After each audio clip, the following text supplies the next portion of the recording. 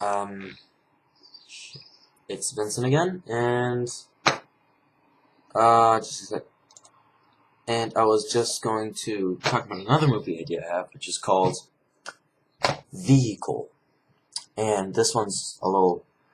The concept is a little different, but sentimentally and story-wise, like the way the characters are shaped, it's kind of similar to all the other movies I've done, kind of. And so it starts off with this airport scene where this Arabian family who's traveling, and the father of the Arabian family is he's a military commander, and he's also like has connections with the U.S. and kind of stuff, and so in that they're flying because they're moving to the U.S.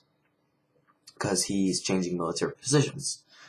And so then at the airport though, it's they need to be searched because of the clothes they're wearing and that kind of stuff, but they won't take off their clothes because they're like, no, it's religious. And then drama, argument happens. Then a redneck comes in, and he wants to be on the side of the Arabian people, but no, the security officer convinces him that he is right, not them, that they should take it off, and that he should be able to search them.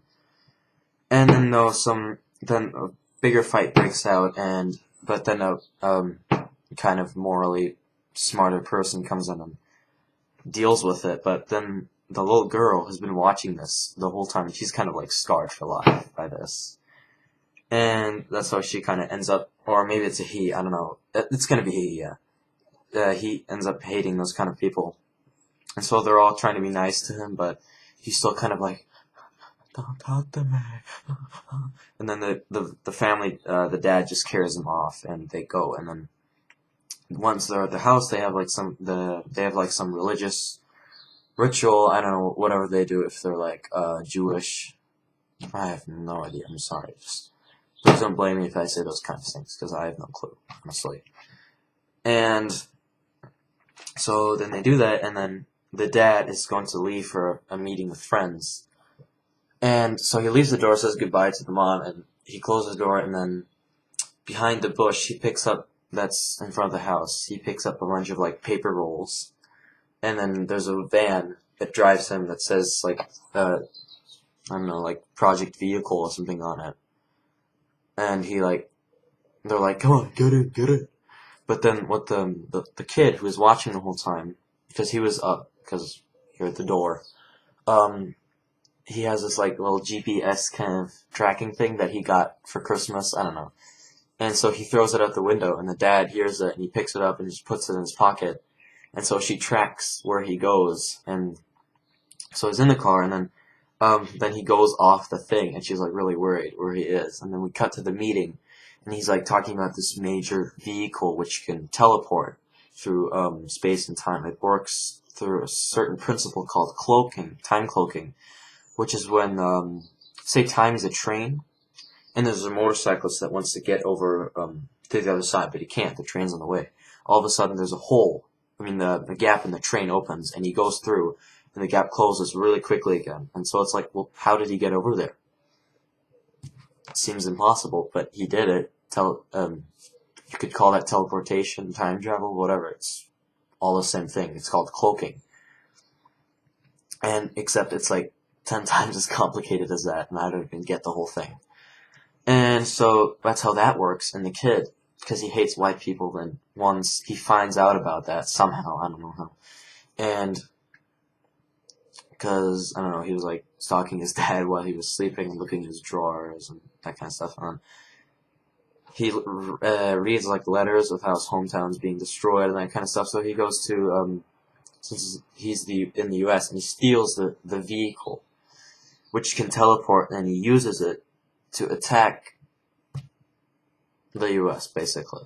He just goes all over, and so it's kind of freaky, because then we follow we follow the protagonist, and we follow him, how he's kind of scared that he's gonna die, because because he's like really rich, and he lives in the top suite of some fictional city.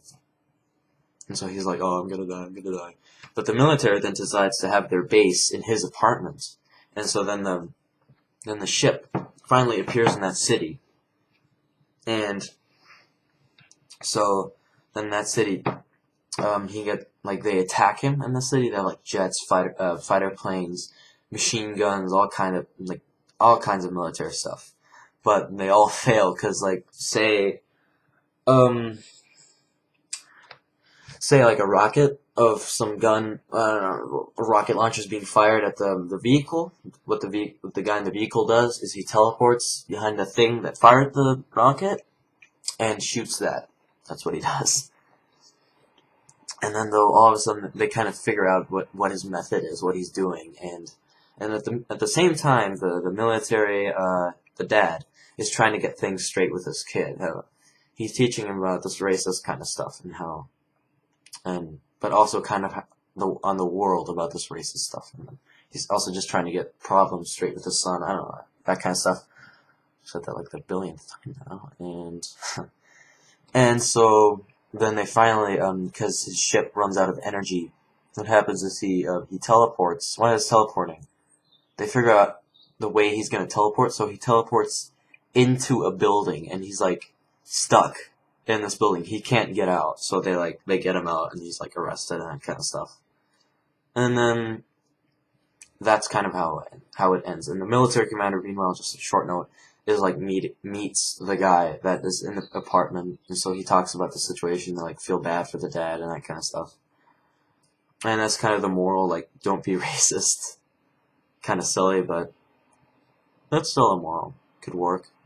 And yeah, that's my movie idea. It's called Vehicle. I hope you liked that. Watch some more of my movie ideas or other videos I make. I make music. I've uploaded one or two like short films I did, but they're like, I don't consider them videos even. And yeah, just watch some other stuff that I made. And so yeah, see ya, peace.